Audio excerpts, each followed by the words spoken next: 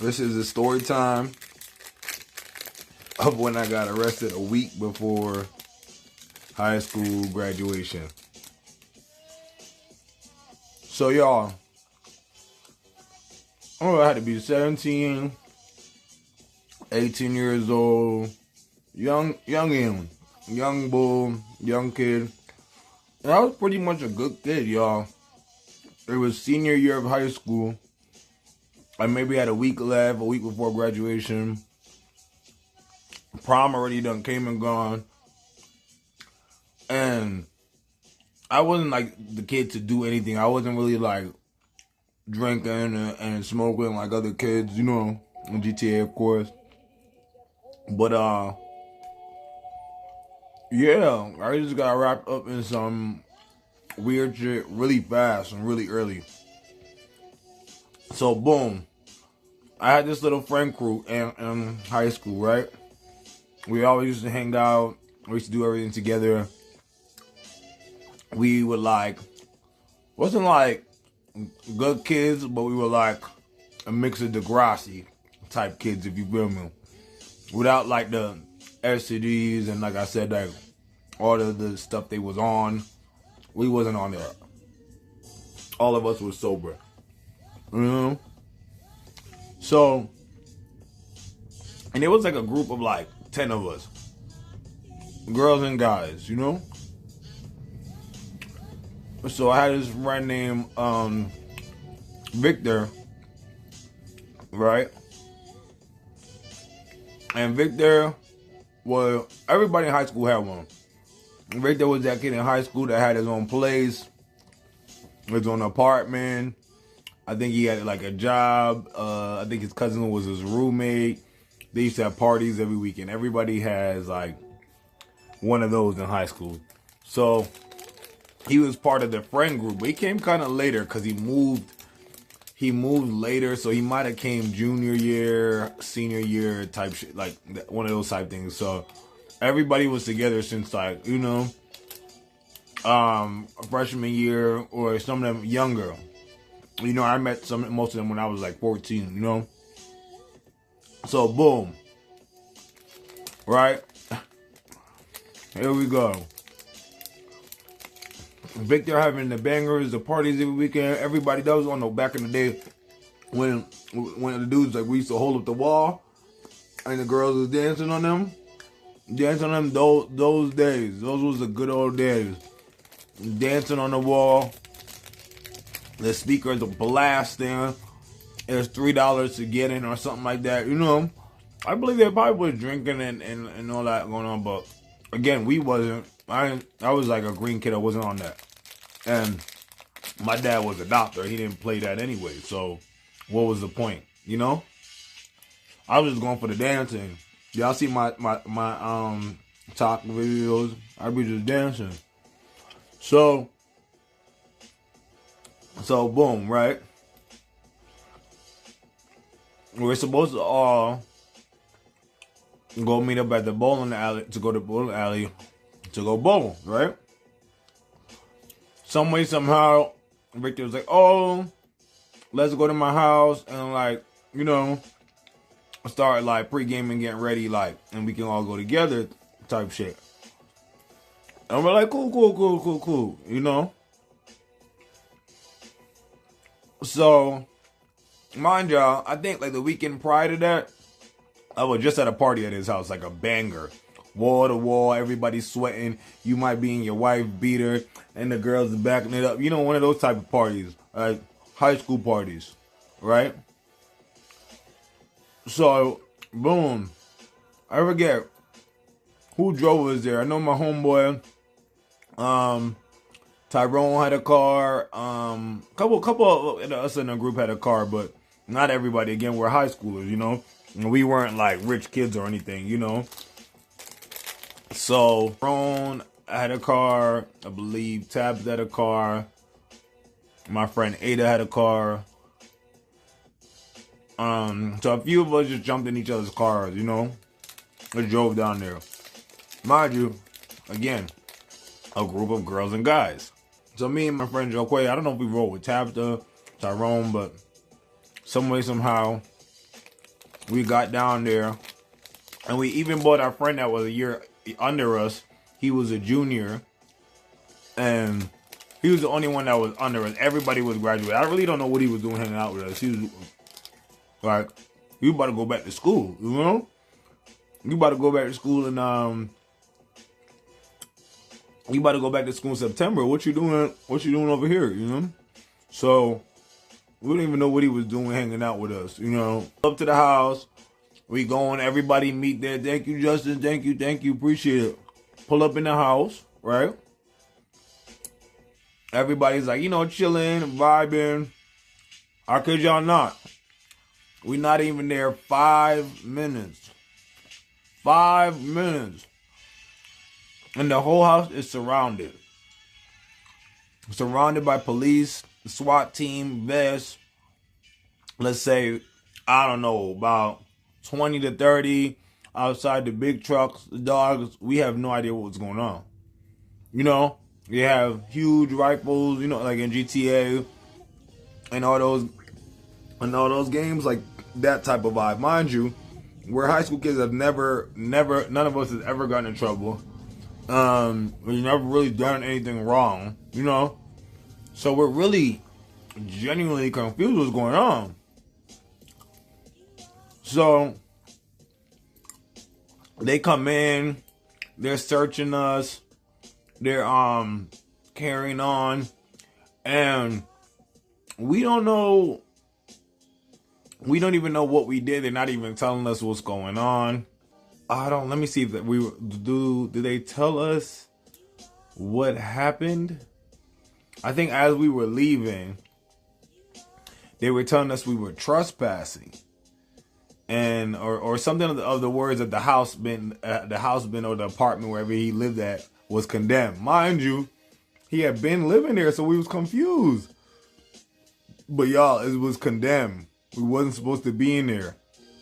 So the neighbors called the police, and was like, and they came for a group of, like, you know, black and mixed kids. You know, it wasn't like only black. I know Ada's Bosnian, you know, like, you know, me and Tyrone are Guyanese, but he's more of Indian descent. So like, we were just a group of looking group of kids, like very much like I said, like Degrassi. So, and we looking at Victor like, bro, what's going on? Why don't you tell us? And he's like, oh, they didn't know. He didn't tell us. So long story long, I guess the house was condemned and he never told us, but he didn't think we were staying that long. And he happened to be staying at a hotel at the time. And, you know, we're dumb little kids. We didn't put two and two together. And I don't think we saw, like, the thing on the door.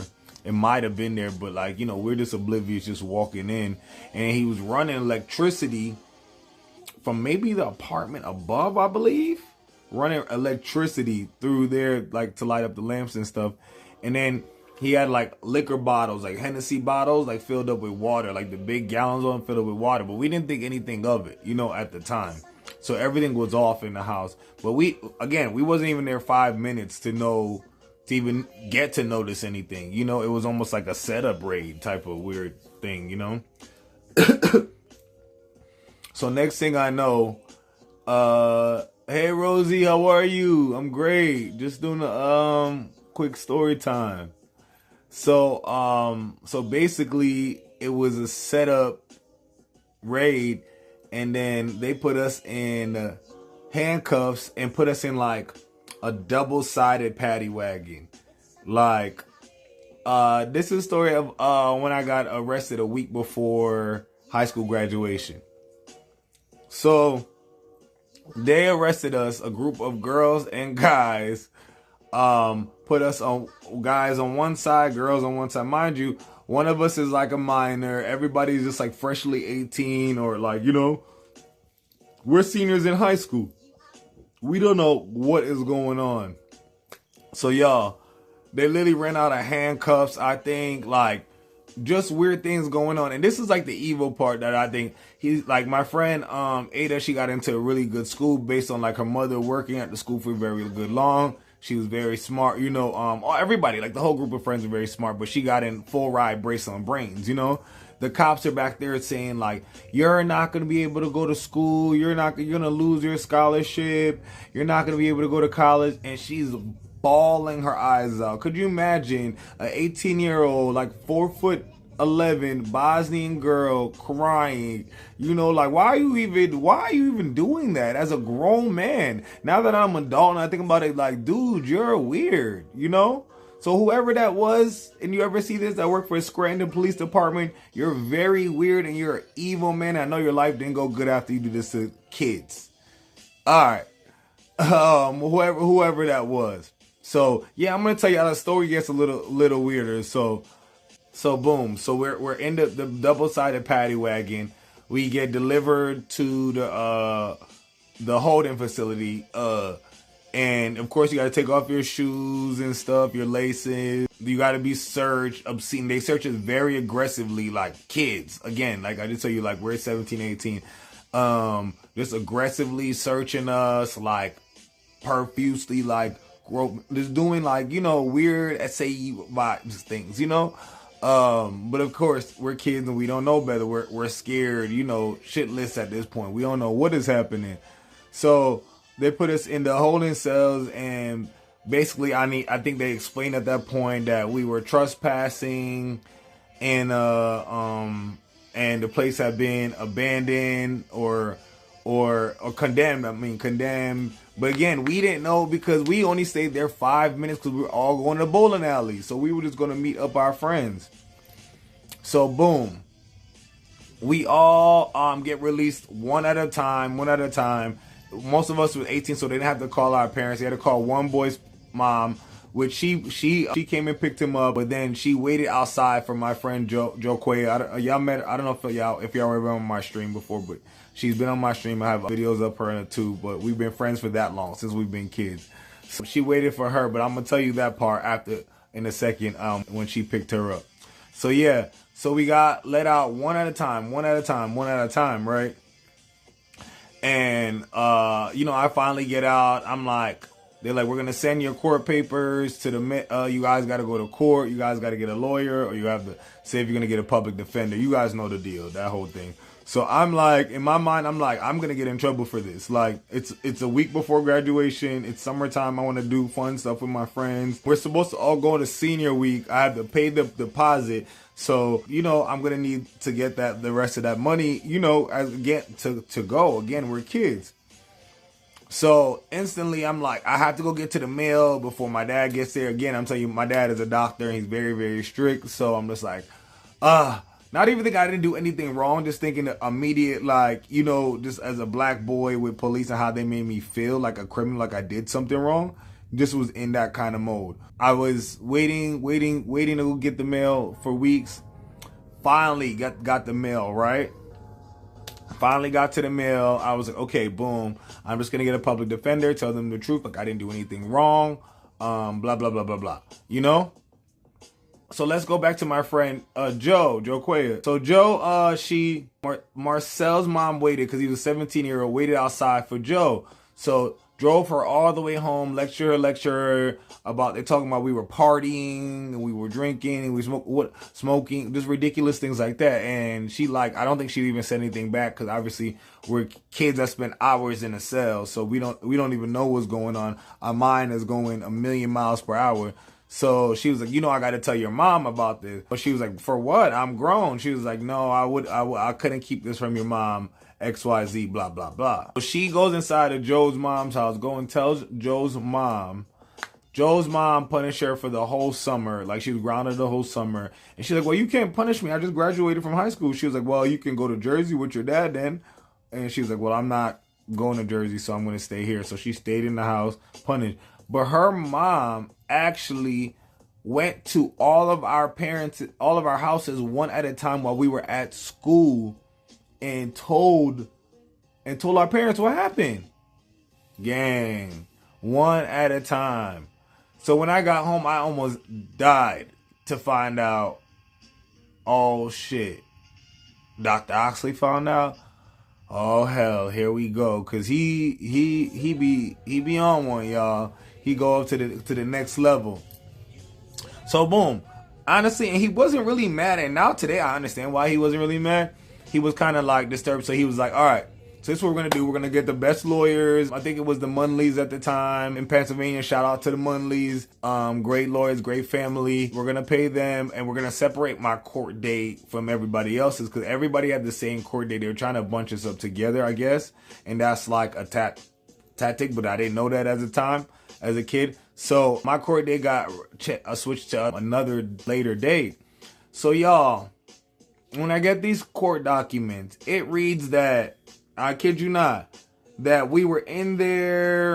There was bottles of Hennessy, like I told you, the bottles that was filled with water, of Hennessy, of bottles of Hennessy. We were all drinking. We was all smoking. This is coming from the grown adult, the officer. The white man, I wish I'd known his name so I would tell you guys. But they do it from Scranton Police Department in Pennsylvania. That's who it was. It's lying on children, kids that have a future, have plans, are all going to college, living our dreams and have lives, have things going on for themselves. Lying. And I'm like, so my dad literally sat me down and was like, tell me the truth. I'm your father. Do you smoke? Me? No. Because at that moment, no, I've never smoked in my life. So that was beyond ridiculous for me to read. He was like, do you drink? And at that time, I've only taken a sip or two. And I was like, yeah, no, I've taken a sip or two. But no, I'm not a drinker. Like, even to this day, y'all, I don't even remember my last drink I had. Not a drinker to this day. I used to be, but like, that was like college, college phase. So I'm like, no. So he's like, bet. Him and my lawyers cooked up a killer argument that I spent really no time in court. Basically, there's some law that if you're a doctor and you have a child, you can test your child at any point in time. Basically, he said that, and they said rather embarrass the officer in the court, they weren't going to bring up that else's parents was like, no. Tyrone didn't speak to us for a minute, for months, because Joquea drove to his mom's house and told him, and it was a whole screaming, cussing match. It was really, really bad. But shout out to Tyrone. We all made it through, but just crazy stories like that, going through it as kids, is like crazy. So if you're 18 out there, you're still a child, you're not grown, still enjoy your life, because life gets tough. And talk to your parents, tell them anything you need to, and watch the company you keep. Before you walk through the door, look at the door and see the sign. I was oblivious and really didn't see anything. Didn't see anything, y'all, on the door. And I believe the sign was on the door when we found out. Or maybe Victor ripped it up. Who knows? But that was the story of how I got arrested a week before graduation. I feel like that affected my graduation gift too. I got a little guest watch. Why, as a doctor, as the anesthesiologist, you would get me a guest watch as my graduation gift? I should have been in room. I should have been in a Hellcat. Damn. That's all I'm saying.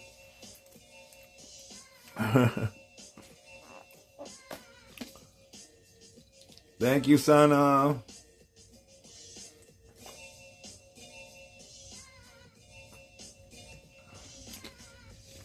Thank you. I appreciate y'all. What y'all think? Good story time? W story time? School grade, yes. Grade 12. Yup. Did us dirty. But we came back better and better. I'm pretty sure all of us are making more money, more successful. Our families are doing better than those Scranton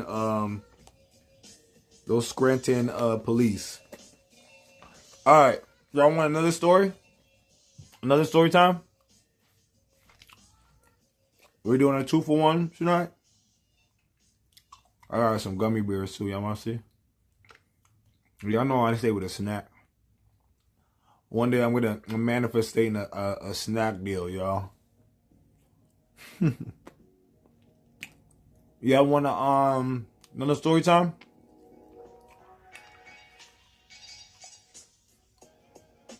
Tell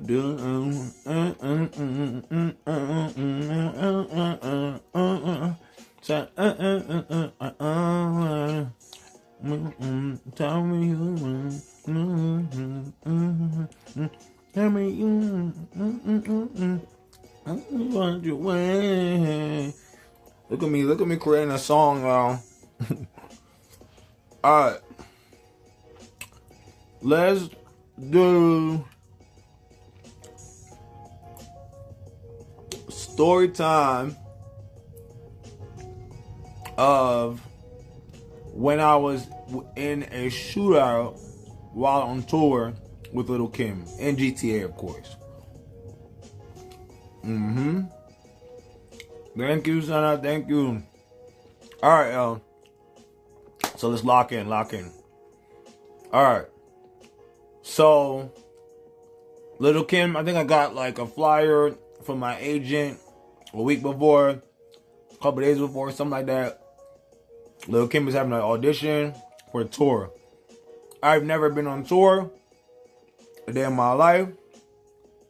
And I'm like, that's fire. That's like a goal, like a dancer's goal. And I really just started dancing at the time. But a month before that, I performed with Kanye West. I'll tell you guys that story another time. So I had this momentum. I think I moved to Atlanta in 2018. And this was 2020. I want to say 2022. 2022 tour. You know? So I've been training for a little bit, but now I'm ready. You know, it's a put it on the block. You know, I do my big one. You feel me? So I go. I didn't want to go because I just went to audition. Before that, a lot of audition. I didn't make the cut, or I'd make it super close to the Zoom, and you know, it lowered my confidence levels. Like, oh, you have the look, but you don't have the ability, or you have the ability, but you don't have the look. So, you know, just always everybody out there just understands everything. Everything is for, not everything is for everybody. You know, your time will come. So, boom. I'm like, fuck that. I'm gonna go. I'm right off the confidence of I just got off a tour. Not got off a tour. I just got off doing Donda with Kanye West. My resume is looking good. My body's looking good. I just bleached on my whole head blonde, so I had like curl fro, but it was bleached blonde, like this color. Like I've been blonde for like 5 years now. So, boom. So in the entertainment world, you have to have like a look. So the blonde hair made me stand out while I danced and performed, you know. And so that was the you know, the blueprint behind that. But anyway, so I'm like, all right, I have the look, I have the dance. I grew up on Lil' Kim. I'm from Brooklyn, New York, so this is easy. This is in the bag, you know. So I get there. There's 1 million people there, y'all. 1 million girls, 1 million guys. Lil' Kim has this beautiful studio rented out. It's decked out.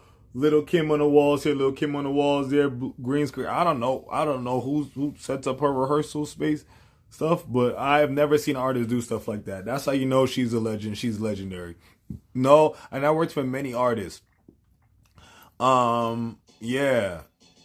It wasn't like that. So she just set the bar for me, honestly, work-wise, because she was one of the first, or maybe like, you know, I worked with like Adam Levine and Big Boy, but one of the first few legends I had to work closely with, and just set the bar for me to make me understand this game and how high the level you can go and how you know, will be treated and how you be looked at. So anyways, so I go to the audition, y'all, right? I'm locking, I'm popping it, ding, ding, ding, ding, ding, ding, ding, ding. They got all this choreography you learn. It's mostly New York type shit. So, you know, it got the little Harlem shake in there. It got all the, you know, the vibes in there. At this point, we're dancing like 5 hours now. Fatigue is setting in. But honestly, I'm mentally knowing that they're trying to see if you have the stamina and endurance to last the tour. So I'm like telling my body to stay in with it. The girls and the guys are going back and forth. And we're doing certain groups. They're matching girls with guys. They're matching me. I know they're matching me with like a couple other people, but I'm just trying to see with Kim and the whole team, and they're literally watching you. They're sitting down in like those production chairs, like, you know, when they be like camera cut in those studio chairs. They sitting in all of those. So Kim is sitting there. She's watching us. And the whole team, and you can't really see, they're sitting far back, so you can't really see the expression too much, or their face, you know, because she has a shades on as well, so you don't know if she's happy, if she's not. She's very good at that. So it's like, so we keep dancing, y'all. So that we're ready to go through cuts to find out who got the job. So they separate us, and then, you know, they start calling out names. They start calling out who's. And then finally my name is called, and I'm like, yes. But they still have more cuts. I'm assuming something of the sort. They had more cuts, so it was still like get jiggy or die trying, you know. So we still had to be on our A game. I believe 2 more guys got cut, or 3 more guys got cut. I do believe. Daniel Zayon was the choreographer's brother, and another guy, I can't remember. So 3 guys got cut, and I made like the final round of guys. So let's say it's like 8 guys, maybe like 8 girls. It was a big cast of us, you know. But it was like they had like at least 100 people there. So boom, you know, we're picked. Then they tell us we'll go right into rehearsals. Right after that. After we dance for like 5 hours straight. And I'm like, so all those dances we do now, we need to do them. And now we need to put transitions on them. We need to go, if we're going right, we're going left, what side of the stage window. We need to know what freestyle, tricks, like all that. So our bodies are sore. Instantly. Kim is instantly like... She tells like somebody in the production, like, you didn't get the dancers food yet? Like something on that, like, you didn't go get. She's like, oh, don't play with them. Like, Kim is like very protective and loving. She's like, go get them food. Like, what are y'all doing? Like something on the lines of that. And they were like, oh, okay, da. So, you know, we took a little break. We were chilling. You know, food came out, but I don't really like to eat in situations like that because I cramp up even if I drink water performing. I know my body. So I'm just trying to wait and, you know, intermediate fast to get there. So I might have got a little fruit or a little Gatorade, but, you know, ain't no heavy pizza wings. That's asking for immediate. And how people were getting chop. Like they made one big group and then there was one cut. I just felt like I could be cut at any time. The other guys were amazing performers. I feel like there was a dude named Javi. He's great at like freestyling and crumping. One guy, I forget his name, but he was like a professionally trained ballet dancer, like advanced hip hop. There was little Ryan, like my little brother. He dances all style. He's nasty at hip hop. He looks young, but he has a grown man body, so he can dance with grown men and keep up. Everybody was just phenomenal. Everybody was really talented. So it was just almost intimidating, and just girls the same side. Like most of them, all those girls are still performing right now. So boom. So we get into rehearsal for the next few hours. We learning our dances. We learn where to go. Then we find out we have rehearsal for the whole rest of the week because tour starts Friday. This was like a Monday, so we getting ready for a tour for 4 days. So it was really BTA, belt to ass, lock in, grind time. We had no time to play. Like, obviously, we know you can be cut, you know? It was one of those things, like, you know? And some of those cuts weren't just Kim. It was the team and just the look. You got to understand it was just, like, mechanics of it. Like, it wasn't, you weren't bigger than the, you know, the picture type of thing. So, rehearsing, right? First show was Atlanta. Turned it up in Atlanta, ate it up, but it was, it was the first show. Everybody got their jitters. Our color, I think it was green. Kim had green on. I believe it was green. I might be wrong, but I'm gonna have like images, for you guys later on. First show in Atlanta, tear it up. I get my little part and Crush on You. That's my favorite song anyway. So this is one part in the show. I'm front row and I'm center. So I'm up there with Kim and Lil C's and I'm doing my thing on Crush on You.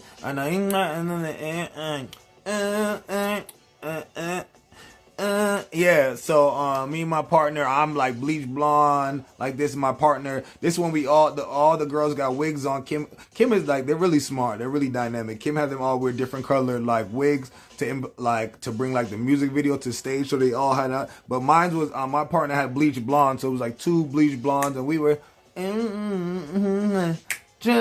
yeah, we was eating it up, y'all.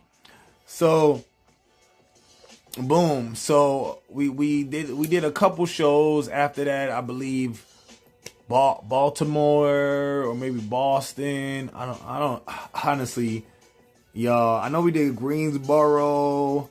And each show got better. The looks changed. One night we wore blue. One night was red. We were together all the time, so we were getting like a little family. We was all close. So this is Pew Pew tonight. We're in Houston, Texas, y'all. Texas. We done did so now we doing we did a few shows. We feeling like, we feeling ourselves. We're feeling ourselves like we those boys and those girls. You feel me?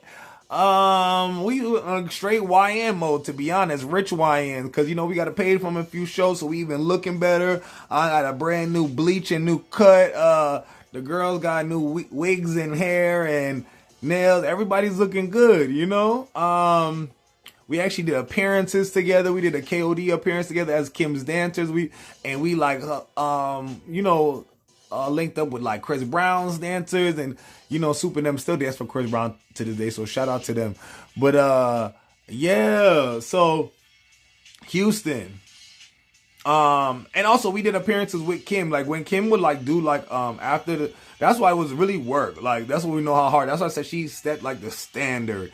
After our shows, she would allow us to, we would stay with her to watch a little bit of the show, but then we would have to go because we'd have an appearance at a club or somewhere that we still have to be hyped. We still have to be up. We have to have energy because there's fans that want to see her and want to hang out with us, after the shows. And then we were becoming little celebrities on our own. We had a bunch of fan pages, like, recording us, because each dancer, we all had a different personality and a different look. And I think that's what she wanted to bring together. So everybody was like, we had our own little motion going. So that's what I'm telling you. Fame could be a drug, so y'all gotta calm down and relax. This ain't my first time at it. So I'm a little bit older now, humble now, not like a dancer anymore, but yeah, I still work in the industry. So boom, y'all. We go out in Houston. We go out to eat. We go out to dinner. We might be going shopping. I don't remember. We go out to the pools, jacuzzi, and we stayed at the best hotels, top tier. I didn't even know how badly like people get done and treated in other productions and jobs, because we got treated so good with Kim and her camp. And the security didn't play about us either. Shout out to the whole camp. The security didn't play about us either. They were Soji, Kim manager, everybody just so great to this day. Those people still follow me. Amazing group of individuals. So yeah, so y'all. So now we, like I told you guys, we were like with Kim most of the time. We did a lot of stuff. So now it's like Saturday. It's I don't know if we had a show or we had a day off, but we were still in Houston. Then we stayed a few days in Houston, maybe 2 days, because we only would stay like 1 day because we had to keep traveling. But everybody else traveled. I think they traveled on tour bus. We traveled by flight, and if it was close enough, we would travel by beautiful big black Sprinters. Kim didn't play with us, at all. So yeah. Where is it? The Delta. The Skyline. No, I wasn't. No, I don't even know about bad treatment, y'all. Honestly, she's really the queen of hip hop. To be honest, like y'all can't play with her. So yeah, um, so y'all, some way somehow in our genius little dancer brains, we decide we want to go out to a club in Houston, like a hood club. I don't know why. I don't know how. I don't know whose idea it was, but we didn't want to go with I don't know if Kim had plans, or she had she had like a hosting, but I don't know if we didn't want to go, but I know we didn't want to be around like her choreographer no more. You know, nothing against him. We were just tired of being around him, and we just wanted to do our own thing. You know, we're grown adults. We just want to kind of do our own thing. So we all gathered up, y'all. We all gathered up in a Uber black big black truck. I tell you, like we felt like those boys and those girls. So Uber black to our little hood club. We dressed up, you know, to the T. I'm wearing my best. Everybody's wearing their best. Micah, one of my little sisters, I let her borrow my Cartier shades that I just bought while I was on this tour. My Cartier shades. Let her wear them. We'll get there. We'll get to the Cartier shades in a minute. So we out, right? And this is another situation that I'm somewhere I'm not supposed to be, but it happened so quickly in a few minutes. So boom, y'all. We head up to the club. We all looking good. We all, you know, we all vibing. We all have a day off. We get to let our hair done. We don't have to be professional. We don't have to look fans. We don't have to, you know, cause you know, I don't know. We don't want to be like clipped and you know, ever perceived or put out there in the wrong way. So we also didn't want to be, you know, around cameras all the time, you know? It's a blessing and a curse. So we get to the club, we get our little table, we order this one, we was on the hookahs, so we ordering those, we ordering our food, our drinks. I kid y'all not, we might have been there like less than maybe 10 minutes, enough to order your food, order your drinks, order your everything, and pew-pews started flying everywhere. I immediately dropped and ducked down on the ground. I'm flat on the ground because this is my first time at the rodeo. This is my first pew-pewing. I'm sorry, y'all, but that's another story time for later.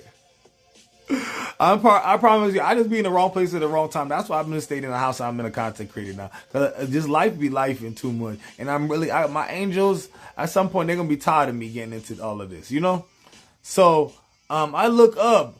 Micah is still standing, shocked and frozen in time because it was that close to us. Like, I'm right here by the bar. There's literally shells on the ground next to me. So I literally get up, y'all. And I don't promote anybody doing this or putting your hands on with it, but I had to get up off when I'm flat on the ground, y'all. Get up and body slam Micah to the ground with me. Quickly. Got up and slammed her. Y'all, I slammed her so hard and so fast, my Cartier shades was shattered, broken. Twisted up, broken. I don't even know how I brought it down, but it was her life or this body slam, you know? So I had to go WWE on her. I don't know. Today we still laugh about it today. That's my little sister. That's my heart. She lived in LA, chasing her dreams. She's still dancing down, so don't play with her. But yeah, that was just a scary situation to see her sitting up there, and there's stuff going down everywhere. So I slam her down, and then we get up. There's shells literally around us. I don't even know. Mind you, there's big security guards at the door. So I'm like, what is happening in Texas? What y'all got going on? And this is my first time in Texas. So this is my first impression of Texas. And now I think, oh shit, we're in trouble. We had done already snuck out. Kim don't know we're here. The team don't know we're here. We're not even basically allowed to go out with security half the time without security. And we're fucked. So Javi up there, Javi is up there trying to get his money back from the girls because he ordered his hookah and his food. It was like, she's like, no, like, we're closing down, you gotta go, like, we're all leaving, like, there's something like traumatic happened. She's like, you'll have to call back to business tomorrow. He's like, no, I need, he everybody's just in a delusional state of mind. He's literally trying to argue with the girl like 5 seconds after it's over. Now, and then we're with Sarah. Sarah is a Caucasian girl from Atlanta. Y'all, everybody be thinking Atlanta is so ghetto. It is not. We have a lot of Caucasian people born and raised here, and they don't know anything about the hood. It's the first time Sarah has been around any type of situation like that. Sarah was just a little white girl just trying to dance on tour with a hip hop artist. She was on her first tour, having a great time. Shout out to Sarah. And y'all ruined her experience. When I tell you, Sarah made us get the fuck out of there so fast. She had a black truck outside waiting. The first time we all put in, and it took a little longer. By the time we got out that door, Sarah had a truck waiting for us. We jumped into there. She was pissed. She ain't never been in a situation like that. I'm completely calm because y'all, like I said, I've been in a couple pew-pewings, and again, I wasn't involved. I was just innocent bystander trying to duck. That's all I did. But yeah, Javi trying to get his money back. Micah is like apologizing about the sunglasses she was wearing, that I slammed her that she was wearing. And I'm like, it's completely okay, babe. I'm like, it's your life. I'd rather the sunglasses than your life. Are we having the same conversation? You know, type shit. So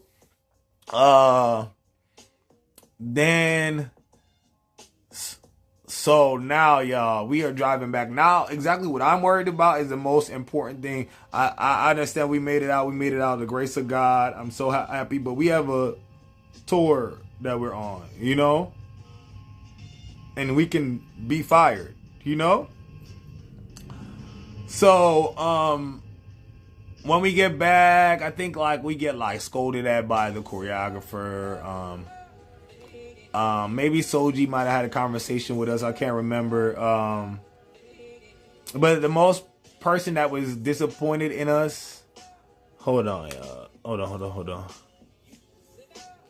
Okay, but the most person that was disappointed in us was Kim. And like, I feel like the next time, and we still had a show to do. Next time she seen us, it wasn't really like, you know, when your mom is mad at you, it was, she's more disappointed in her. It was like, she didn't like say anything to us, but it's kind of looked like, come on, y'all. And the way the team spun it was like, well, how they made it clear to us made it make sense. If anything happened to one of us, the tabloids would have read dancer, you know, pew-pewed while on tour with Little Kim. She would have got the blame for that, and it would have been her name, and that's completely wrong, and that would have been completely false. But that's how they would have spun it, you know. And we just wasn't thinking. We wasn't being logical. We was being young kids that just wanted to go outside. Outside was calling us. First of all, y'all, we was on the Legends of the Streets tour. This has never happened in the history of life.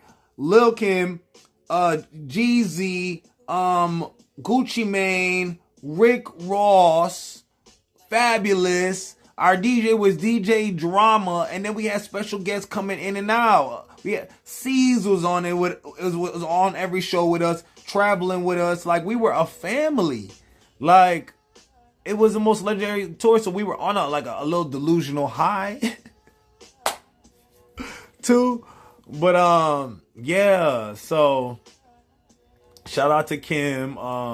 If she ever sees this, we do apologize. We do apologize. It was definitely wrong for us to definitely disobey everything the team. We knew better when the team went by. We never even moved like that before with them. I think we all like kind of moved the court. I don't even know how we successfully all snuck out together. I don't even know what we told. Did we say we were sleeping or we doing what? At that moment in my mind, I'm thinking like, oh, I'm grown. I'm like, nobody gonna, you know. But I also wasn't trying to do anything wrong. Like, you know, I'm just trying to go to the bar and have a drink. But, you know, it's understandable now. So, I love you, Kim. I apologize. I'm sorry. Yeah, but Kim is a very, very sweet, like, who she is. Like, I feel like who you guys see her on camera, like when you guys see her hugging people with celebrity, she's very, very sweet. She's maybe even sweeter than that. And she's very standoffish, I think, because she's just a sweet and loving person. And, you know, her feelings will get hurt. I feel like we really did hurt her feelings by, you know, that whole stupid ass debacle, you know. But, yeah, but, very, very sweet woman. Family, beautiful. Daughter, just as sweet as her. Yeah, Soji, shout out to Soji, manager, down to security, just a dope ass camp, like just everybody in there. I loved TK. Everybody was like, you know, like, I mean, I get it. They are like a family. I get that's why they move like that, you know. But yeah, but that was my dumbass story time of how we were involved in a shootout while being on tour with Lil' Kim. But yes, we did. The last show was Houston. We turned it up. We danced. We wore yellow. And we still brought the bright energy. And I believe Kim was sick too, which was sad about that. She was like sick, which people don't even understand it. And the fans don't get it. Some of these shows, these artists people are really sick and under the weather. That lady pushed herself one of those shows, was very under the weather and sick. We were nervous for her, and she still got up there, you know, and did her thing. That just shows a different work ethic. That's why Lil' Kim is the queen and the legend. And I'm never gonna argue with nobody back and forth. There's nobody. Nobody. And being from Brooklyn, it's damn near what's the word? Not disrespectful, but ludicrousy to think anything else. And this is from somebody that grew up listening to her and been around her in person and spoken to her, you know. So like very much, hey, did you eat? Did y'all make sure they're good? Did you make sure? Da, da, da. She's telling the people that's supposed to make sure we're good to make sure we're good, you know? On their ass about it, you know? We're in the section in the VIP with her, you know, for the this a vibe, you know? Let's argue. We can't argue the drinking and the smoking charges. So they were only gonna bring up me, trust me, guys. Honestly, guys, they were trying to get us on a misdemeanor and a felony, I believe. Yeah. They were trying to get us on multiple charges. Young kids. So that was thrown out the window because it was honestly ridiculous.